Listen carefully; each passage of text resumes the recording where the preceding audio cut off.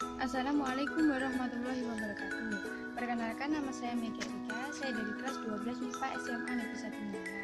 Untuk kali ini saya akan melakukan praktikum biologi, yaitu tentang kingdom lantai. Apa sih kingdom lantai itu?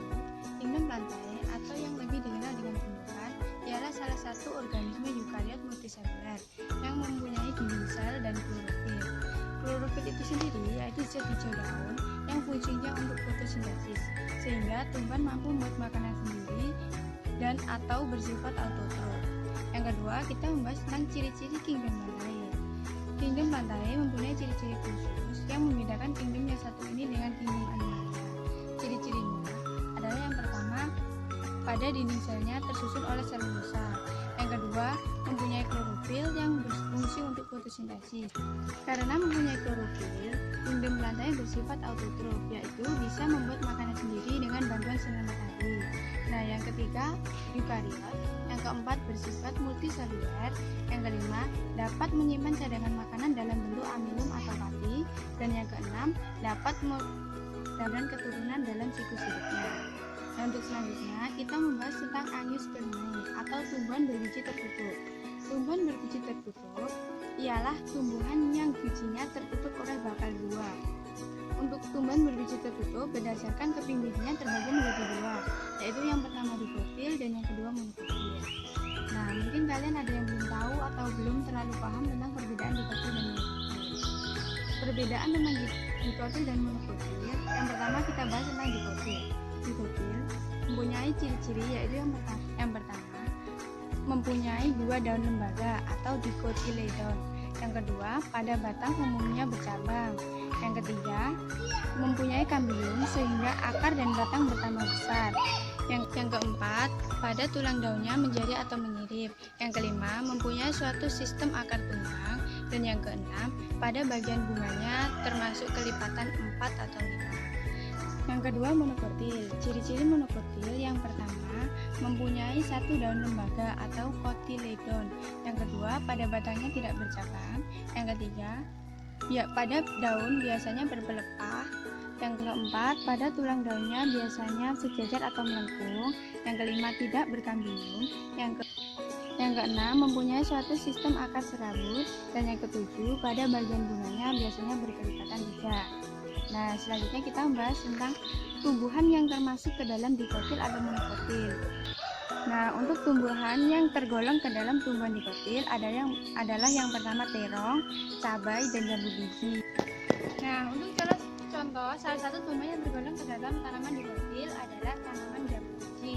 Contohnya seperti ini, tanaman jambu biji memiliki ciri-ciri yaitu berakar tunggang, memiliki batang yang berbentuk silinder, licin, dan kuat seperti ini, serta daunnya berbentuk menyirip dan memiliki alat reproduksi yaitu berupa biji buah jambu biji.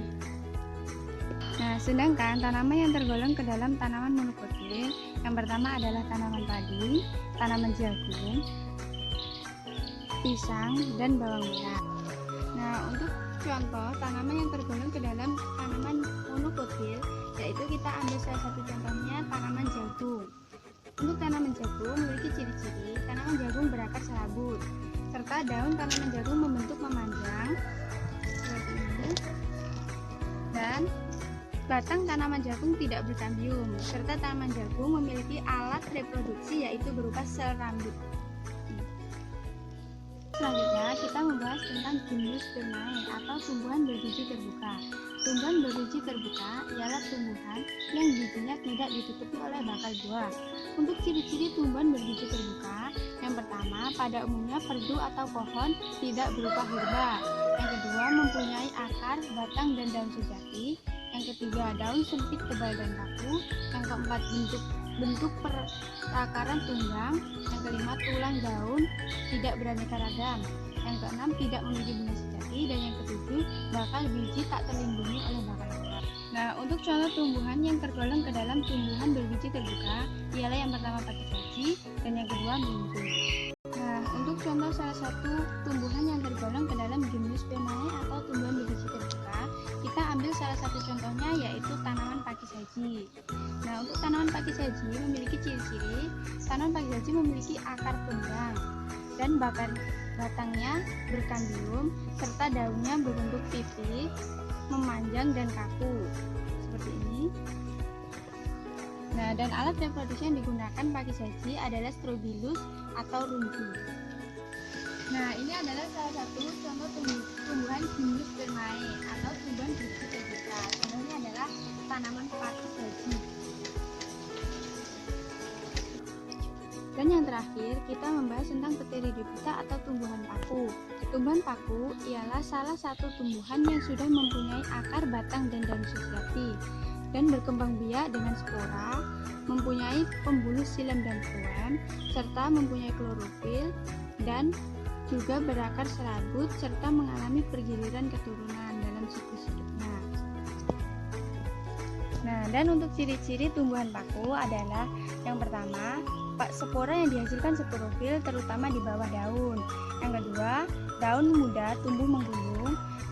Dan yang ketiga, pada batang, akar, dan daunnya dapat dibedakan. Nah, untuk contoh tumbuhan yang tergolong ke dalam tumbuhan paku adalah tumbuhan suplir atau yang memiliki nama latin adiantum. Nah, untuk contoh tanaman yang termasuk ke dalam Pteridophyta atau tanaman paku, kita ambil salah satu contohnya yaitu suplir. Karena suplir mudah didapat. Nah, untuk ciri-ciri suplir, yang pertama, suplir memiliki akar yaitu berupa akar rizom atau beruas pendek seperti ini. Nah, dan batangnya suplir berupa batang yang berbentuk tongkat hitam. Nah, untuk daunnya, suplir memiliki daun yang berbentuk kecil-kecil dan menumpuk-numpuk seperti membentuk membukit, yaitu termasuk ke dalam daun tropofil atau mikrofil.